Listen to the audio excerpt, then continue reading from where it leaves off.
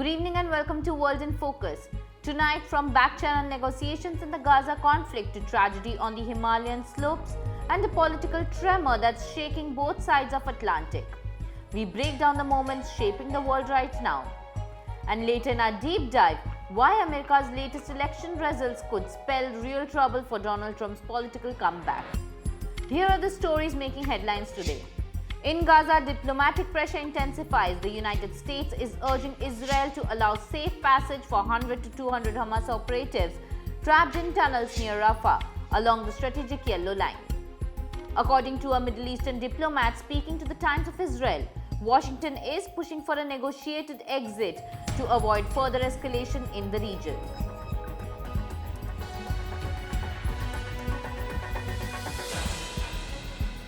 In Nepal now, where a devastating avalanche has claimed at least 7 lives, including 5 foreign climbers and 2 Nepali guides.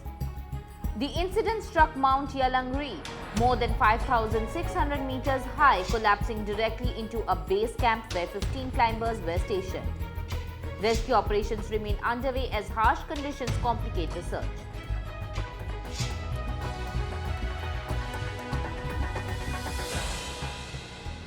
In the United States, the rise of a new political voice is echoing far beyond America.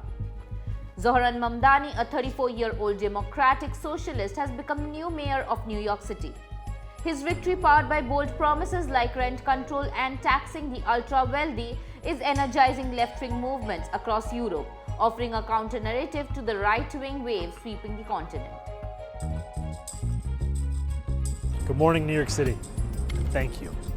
Last night we made history, and today we begin the work of making a new administration. Welcome to the transition.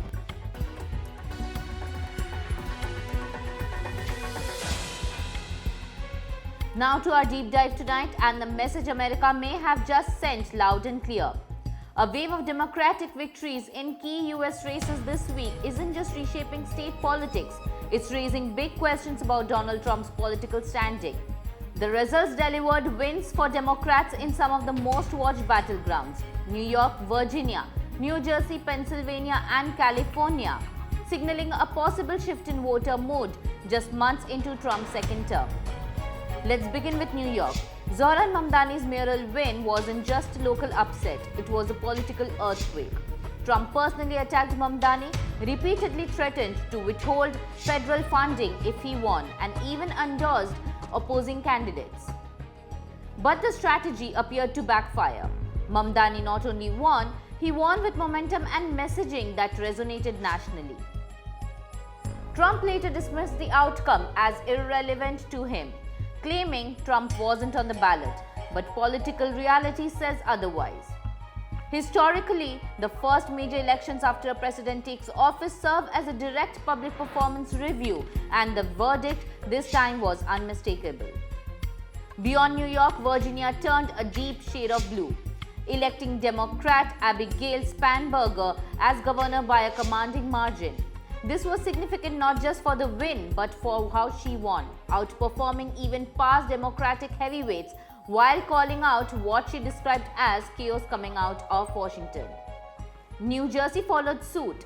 Mickey Sherrill defeated Trump-backed Republican Jack Ciattarelli, marking the first time in decades the state will have a Democratic governor for 2 consecutive terms. Democrats also flipped counties previously carried by Trump, underlining a larger structural shift.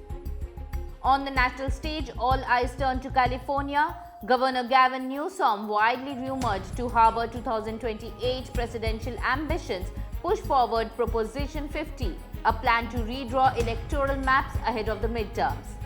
It passed decisively, handing Democrats a future advantage that could secure at least 5 more seats in the US House of Representatives. So what does all this mean for Donald Trump? A recent CNN poll shows 63% of Americans now hold a negative view of his presidency, the highest disapproval rating of his political career. Even allies acknowledge the red flags. One White House insider reportedly called the results not doomsday but a warning. Another admitted voters simply aren't feeling the promises kept. The underlying issue: affordability, cost of living, economic uncertainty. Trump's message that prices are falling simply isn't landing. And when voters don't feel relief in their wallets, political loyalty follows. For Democrats, the results offer more than celebration. They offer strategy. This could be a rehearsal for 2026 when control of Congress is again up for grabs. And for Trump, the outcome may be less about losing individual races and more about losing momentum. If this week was a temperature check, Washington just got the reading. So that's all in World in Focus for today. Follow the Finance 360 for more.